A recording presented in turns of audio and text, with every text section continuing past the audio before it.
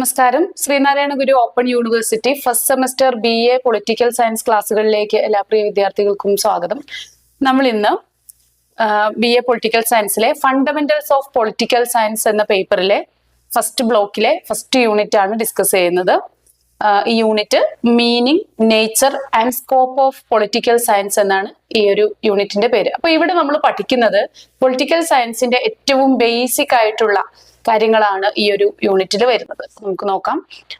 ആദ്യമായിട്ട് പൊളിറ്റിക്കൽ സയൻസിന്റെ മീനിങ്ങും നേച്ചറും അതുപോലെ തന്നെ അതിന്റെ സ്കോപ്പും. അപ്പൊ അതില് മീനിങ് എന്ന് പറയുമ്പോൾ നമ്മൾ പൊളിറ്റിക്കൽ സയൻസ് എന്താണ്, അതിന്റെ ചില ഡെഫിനേഷൻസ്, ഇങ്ങനെയുള്ള കാര്യങ്ങൾ. നേച്ചർ എന്ന് പറയുമ്പോൾ as A social science political സയൻസിന്റെ നേച്ചർ ആണ് ഡിസ്കസ് ചെയ്യുക. സ്കോപ്പ് എന്ന് പറയുമ്പോൾ അതിന്റെ എത്രത്തോളം, അതിന്റെ വ്യാപ്തി, ഇതൊക്കെയാണ് നമ്മൾ സ്കോപ്പിൽ ഡിസ്കസ് ചെയ്യുന്നത്.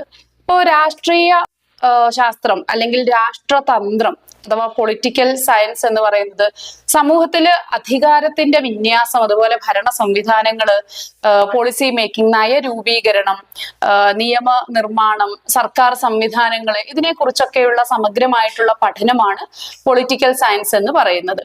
അപ്പൊ ഇത് ഭരണകൂടത്തിന്റെ പ്രവർത്തനങ്ങൾ വളരെ ശാസ്ത്രീയമായിട്ട് വിലയിരുത്തുകയും അതിന്റെ ഫലപ്രാപ്തി പരിശോധിക്കുകയൊക്കെ ചെയ്യുന്ന ഒരു സാമൂഹ്യ ശാസ്ത്രമാണ്. അതുകൊണ്ട് വളരെ വൈഡായിട്ടുള്ള വിസിനിറ്റി ഉള്ള ഒരു സോഷ്യൽ സയൻസ് ആണ് പൊളിറ്റിക്കൽ സയൻസ് എന്ന് പറയുന്നത്. നമുക്കിത് എറ്റിമോളജിക്കലി അഥവാ എങ്ങനെയാണ് പൊളിറ്റിക്കൽ സയൻസ് എന്നുള്ള ഈ ഒരു ടേം രൂപപ്പെട്ടതെന്ന് കൂടി പരിശോധിക്കാം. അപ്പോൾ ഗ്രീക്ക് ഭാഷയിലെ പോളീസ് എന്ന വാക്ക് നമ്മൾ കേട്ടിട്ടുണ്ട്. പോളീസ് എന്ന നഗരരാഷ്ട്രങ്ങളെയൊക്കെ പോളീസ് എന്നൊക്കെ വിളിക്കുന്നത്. അപ്പോൾ ഈ പോളീസ് അല്ലെങ്കിൽ പോളിസ് എന്ന ഈ വാക്കിൽ നിന്നാണ്, അഥവാ അതിന്റെ അർത്ഥം നഗരം അല്ലെങ്കിൽ രാജ്യം എന്നൊക്കെയാണ് ഇതിന്റെ അർത്ഥം. ഈ ഒരു വാക്കിൽ നിന്നാണ് പൊളിറ്റിക്കൽ സയൻസ് എന്ന പേര് ഉരുത്തിരിഞ്ഞു വന്നിട്ടുള്ളത്. ഇപ്പോ ഒരു അഥേനിയൻ ദാർശനികനായിട്ടുള്ള അരിസ്റ്റോട്ടിലാണ് ഈ പൊളിറ്റിക്കൽ സയൻസിന്റെ ഫാദർ എന്ന് അറിയപ്പെടുന്നത്. അരിസ്റ്റോട്ടിൽ ഒരുപാട് ശാസ്ത്രങ്ങളുടെയൊക്കെ പിതാവായിട്ടാണ് അരിസ്റ്റോട്ടിലിനെ പറയുന്നത്. തീർച്ചയായിട്ടും പൊളിറ്റിക്കൽ സയൻസിന്റെ ഫാദറും അരിസ്റ്റോട്ടിൽ തന്നെയാണ്. പൊളിറ്റിക്കൽ സയൻസ് കമ്പാരിറ്റീവ്ലി ഒരു യങ് ആയിട്ടുള്ള ഒരു സയൻസ് ആണ്. എങ്കിലും ഇതിനേക്കാളും യങ് ആണ് സോഷ്യോളജി ഒക്കെ വരുന്നത്. പക്ഷെ കമ്പാരിറ്റീവ്ലി യങ് ആയിട്ടുള്ള സയൻസ് ആണ്, സോഷ്യൽ സയൻസ് ആണ് പൊളിറ്റിക്കൽ സയൻസ് എന്ന് പറയുന്നത്. അപ്പൊ ഇവിടെ രാജ്യത്തെ കുറിച്ചുള്ള പഠനം, സ്റ്റേറ്റിനെ കുറിച്ചുള്ള പഠനം എന്ന അർത്ഥത്തിൽ തന്നെയാണ് പൊളിറ്റിക്കൽ സയൻസ് എന്ന പേര് ഉപയോഗിക്കുന്നത്.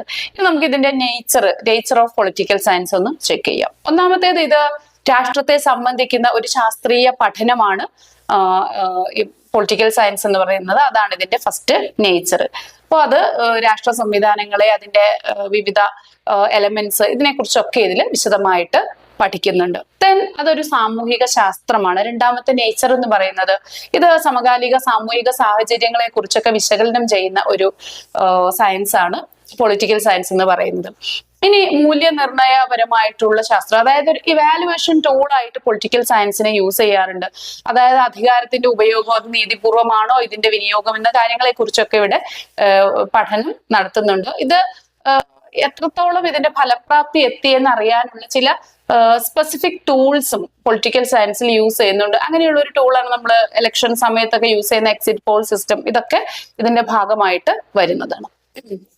ഇനി മറ്റൊന്നത്, ഇതൊരു ബഹുസ്വരതയെ, ഹെറ്ററോജനിറ്റിയെ കാണിക്കുന്ന ഒരു സയൻസ് ആണ്. വിവിധ രാജ്യങ്ങളിലെ ഭരണരീതികള്, രാഷ്ട്രീയ പ്രവർത്തനങ്ങള്, അതിന്റെ പല എലമെന്റ്സും ഇവിടെ ഡിസ്കസ് ചെയ്യപ്പെടുന്നുണ്ട്. ഇനി മറ്റൊന്ന്, ഇതൊരു പ്രാക്ടിക്കൽ ആയിട്ടുള്ള സാമൂഹ്യ ശാസ്ത്രം കൂടിയാണ്. അതാണ് നമ്മുടെ ഭരണഘടന, അതുപോലെ നമ്മുടെ നിയമവ്യവസ്ഥ, നമ്മുടെ പോളിസി മേക്കിംഗ്, ഇതിനൊക്കെ ഉതകുന്ന, ഇതിനൊക്കെ ബേസ് ആയിട്ടുള്ള ഒരു സയൻസ് ആയതുകൊണ്ട് തന്നെ ഇതിന് നമുക്കൊരു പ്രയോഗശീലമായ ശാസ്ത്രം എന്ന് പറയാം, അല്ലെങ്കിൽ ഒരു പ്രാക്ടിക്കൽ സോഷ്യൽ സയൻസ് എന്ന് നമുക്കിതിനെ വിശേഷിപ്പിക്കാനായിട്ട് സാധിക്കും. നമ്മൾ നോക്കുന്നതിന്റെ സ്കോപ്പാണ്, സ്കോപ്പ് ഓഫ് പൊളിറ്റിക്കൽ സയൻസ്. ഇപ്പൊ വളരെ വൈഡായിട്ടുള്ള സ്കോപ്പുള്ള ഒരു സോഷ്യൽ സയൻസ് ആണ് പൊളിറ്റിക്കൽ സയൻസ് എന്ന് പറയുന്നത്.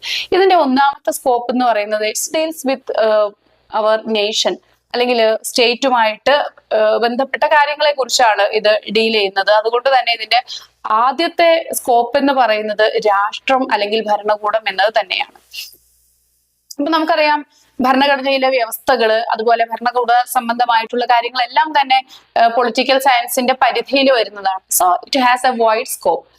ദെൻ മറ്റൊന്ന്, രാഷ്ട്രീയ തത്വശാസ്ത്രം, പൊളിറ്റിക്കൽ ഫിലോസഫി കൈകാര്യം ചെയ്യുന്നത് ഇതാണ്, പൊളിറ്റിക്കൽ സയൻസിന്റെ അണ്ടറിൽ വരുന്നതാണ്. അപ്പൊ നമ്മൾ പൊളിറ്റിക്കൽ സയൻസ് എന്ന് പറഞ്ഞാൽ എന്താണ്? അത് ഭരണകൂടത്തെ കുറിച്ചുള്ള പഠനമാണെന്ന് പറഞ്ഞിട്ടുണ്ട്, പൊളിറ്റിക്കൽ ഫിലോസഫീസിനെ കുറിച്ചുള്ള പഠനമാണെന്ന് പറഞ്ഞിട്ടുണ്ട്. അപ്പോൾ അതിന്റെ വലിയ വൈഡായിട്ടുള്ള വ്യാപ്തിയിൽ വരുന്ന ഒന്ന് തന്നെയാണ് ഇത്. It's deals with political philosophies. Okay, അപ്പൊ നീതി, സ്വാതന്ത്ര്യം, സമത്വം, ഇങ്ങനെയുള്ള ജസ്റ്റിസ്, ലിബർട്ടി ആൻഡ് ഇക്വാളിറ്റി, ഇങ്ങനെയുള്ള അടിസ്ഥാനപരമായിട്ടുള്ള പൊളിറ്റിക്കൽ വാല്യൂസ്, ഇതുമായിട്ട് ബന്ധപ്പെട്ടിരിക്കുന്ന പലതരത്തിലുള്ള ഫിലോസഫീസ് ഒക്കെ ഡെവലപ്പ് ചെയ്യുന്നത് ഈ ഒരു പൊളിറ്റിക്കൽ സയൻസിന്റെ അണ്ടറിലാണ്. ദാറ്റ്സ് വൈ പൊളിറ്റിക്കൽ സയൻസ് വളരെ വൈഡ് ആയിട്ടുള്ള ഒരു ഫിലോസഫിക്കൽ സ്റ്റഡി കൂടി ആണെന്ന് പറയാനായിട്ട് സാധിക്കും. അപ്പൊ രാഷ്ട്രീയ ചിന്തകരായിട്ടുള്ള അരിസ്റ്റോട്ടിൽ, പ്ലാറ്റോ, മോണ്ടസ്ക്യൂ, റൂസോ, ഇങ്ങനെയുള്ള വളരെ ഇനിയുണ്ട്, ഒരുപാട് പേരുണ്ടല്ലേ, മാക്കിയവെല്ലി, അങ്ങനെയുള്ള പിൽക്കാലത്ത് വന്നവരൊക്കെ ആയിട്ടുള്ള പൊളിറ്റിക്കൽ തിങ്കേഴ്സ് ഉണ്ട്. ഇപ്പോ നമ്മുടെ കാൾ മാർക്സ്, എംഗൽസ്, റസൽസ്, ഇങ്ങനെ തുടങ്ങിയ ഇവരൊക്കെ ഉൾപ്പെടുന്ന ആളുകളാണ് ഈ പൊളിറ്റിക്കൽ സയൻസ് എന്നുള്ള ഈ ഒരു സാമൂഹ്യ ശാസ്ത്ര ശാഖയെ ഇത്രയും റിച്ച് ആക്കിയിരിക്കുന്നത്. സോ ഇത് ഒരു വളരെ വൈഡ് ആയിട്ടുള്ള ഒരു സ്കോപ്പ് ഇതിനുണ്ട്. ഇനി ഇത് ഇന്റർനാഷണൽ റിലേഷൻസിനെ കുറിച്ച്, ഇന്റർനാഷണൽ പൊളിറ്റിക്കൽ റിലേഷൻസിനെ കുറിച്ചൊക്കെ ഇവിടെ ഡീൽ ചെയ്യുന്നുണ്ട്. അത് അന്താരാഷ്ട്ര സംഘടനകൾ, ഇപ്പൊ UN, നാറ്റോ, സാർക്ക്, ആസിയാൻ, ഇങ്ങനെയുള്ള കാര്യങ്ങളെ കുറിച്ചൊക്കെ ഇവിടെ വളരെ വിശദമായിട്ട് പഠനം നടക്കുന്നുണ്ട്. അപ്പൊ അതും പൊളിറ്റിക്കൽ സയൻസിന്റെ ഒരു സ്കോപ്പാണ്. കൂടാതെ പബ്ലിക് അഡ്മിനിസ്ട്രേഷനും പോളിസി മേക്കിങ്ങും ആണ് ഇതിന്റെ വളരെ പ്രധാനപ്പെട്ട മറ്റൊരു സ്കോപ്പ് എന്ന് പറയുന്നത്.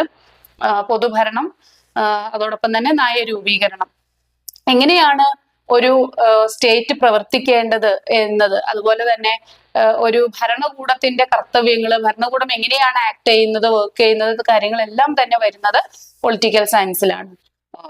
നമുക്ക് അറിയാം, പല ഭരണകൂടങ്ങളെ കുറിച്ചും നമ്മൾ പഠനം നടത്താറുണ്ട്. അതുപോലെ തന്നെ പല ഭരണഘടനകളെ കുറിച്ചും പഠനം നടത്താറുണ്ട്. അപ്പൊ ഇതിൽ നിന്നെല്ലാം ഇതിന്റെയൊക്കെ ഒരു സിന്തസിസ് ശരിക്കും സംഭവിക്കുന്നത് പൊളിറ്റിക്കൽ സയൻസിന്റെ ബാനറിലാണ്. അതുകൊണ്ട് തന്നെ പൊളിറ്റിക്കൽ സയൻസിന്റെ സ്കോപ്പ് എന്ന് പറയുന്നത് ഇതെല്ലാം ഉൾപ്പെടുന്നതാണ്. മറ്റൊന്നാണ് പൊളിറ്റിക്കൽ മൂവ്മെന്റ്സ്. വിവിധ രാജ്യങ്ങളിൽ ഉണ്ടായിട്ടുള്ള പൊളിറ്റിക്കൽ മൂവ്മെന്റ്സിനെ കുറിച്ചും നമ്മൾ പൊളിറ്റിക്കൽ സയൻസിന്റെ ബാനറിൽ പഠിക്കുന്നുണ്ട്. തെരഞ്ഞെടുപ്പ് പ്രക്രിയ എങ്ങനെയാണ്, അതിന്റെ പലതരത്തിലുള്ള തെരഞ്ഞെടുപ്പ് രീതികൾ എങ്ങനെയാണ്, ഇങ്ങനെയുള്ള കാര്യങ്ങളെല്ലാം തന്നെ നമ്മളിവിടെ പഠിക്കുന്നുണ്ട്. ജനാധിപത്യ പ്രക്രിയ എങ്ങനെയാണ് വർക്ക് ചെയ്യുന്നത് എന്നുള്ള കാര്യവും നമ്മൾ പൊളിറ്റിക്കൽ സയൻസിലാണ് പഠിക്കുന്നത്. അപ്പൊ ചുരുക്കി പറഞ്ഞാൽ പൊളിറ്റിക്കൽ സയൻസ് എന്ന് പറഞ്ഞാൽ ഈ അടുത്ത കാലത്തായിട്ട് ഡെവലപ്പ് ചെയ്തിട്ടുള്ള വളരെ വൈഡായിട്ടുള്ള റേഞ്ചുള്ള ഒരു ശാസ്ത്രമാണ്, സാമൂഹ്യ ശാസ്ത്രമാണ്. ഇതിനെ കുറിച്ചുള്ള പഠനം എന്ന് പറയുന്നത് നമ്മുടെ ആധുനിക മനുഷ്യനെ കുറിച്ചുള്ള പഠനമാണെന്ന് കൂടി നമുക്ക് പറയാനായിട്ട് സാധിക്കും. കാരണം ആധുനിക മനുഷ്യൻ എന്ന് പറയുമ്പോൾ അവനൊരു രാഷ്ട്രീയ ജീവി കൂടിയാണ്. രാഷ്ട്രം ആണ് അവനെല്ലാം പ്രൊവൈഡ് ചെയ്യുന്നത്, രാഷ്ട്രത്തിലൂടെയാണ് മനുഷ്യൻ ജീവിക്കുന്നത് തന്നെ. അപ്പൊ രാഷ്ട്രത്തെ കുറിച്ചുള്ള പഠനം എന്ന് പറയുന്നത് യഥാർത്ഥത്തിൽ മനുഷ്യനെ കുറിച്ചുള്ള പഠനം കൂടിയാണ്. അപ്പൊ വളരെ വലിയ വൈഡായിട്ടുള്ള ഒരു സ്കോപ്പാണ് പൊളിറ്റിക്കൽ സയൻസിനുള്ളത്. അപ്പൊ നമ്മൾ ഈ ഒരു യൂണിറ്റിൽ ഡിസ്കസ് ചെയ്യുന്നത് പൊളിറ്റിക്കൽ സയൻസ് എന്ന വിഷയത്തിന്റെ നേച്ചർ എന്താണ്, അതിന്റെ സ്കോപ്പ് എന്താണ്, അതിന്റെ ധർമ്മങ്ങൾ, ഇങ്ങനെയുള്ള കാര്യങ്ങളൊക്കെയാണ് നമ്മൾ ഈ ഒരു യൂണിറ്റിൽ ഡിസ്കസ് ചെയ്യുന്നത്. അപ്പൊ ഇത്രയാണ് ഈ ഒരു യൂണിറ്റിൽ പഠിക്കാനുള്ളത്. Thank you.